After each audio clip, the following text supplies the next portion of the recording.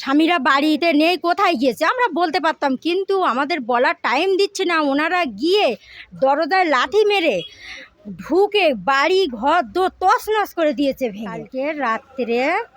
কালকে রাত্রে 2টোর সময় টিএমসির গুন্ডা বাহিনীরা যেদিকে আমাদের ঘরে গিয়ে যে কাণ্ডগুলো চালিয়েছে, মোট কথা আমাদের দরজা ভেঙে ঢুকেছে।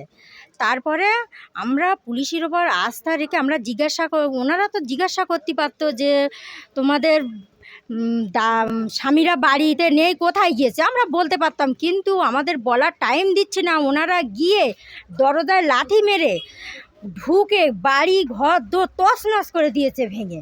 এমনকি আমার একটা বাচ্চা ছিল, সে ভয়ে আতঙ্কিত হয়ে গিয়েছে। বলি মনা কেঁদো না, কিচ্ছু হবে না। আমার কি ঘরের উপরে জড়ি টড়ি ছিল সেগুলো ছিঁড়ে একদম সব ফেলে দিয়েছে।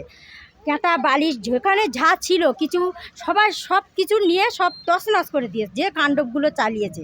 কিন্তু এই যে টিএমসির দুষ্কৃতীর বাহিনীরা যে বাইরে থেকে বোম গুলি পিস্তল এনে যদি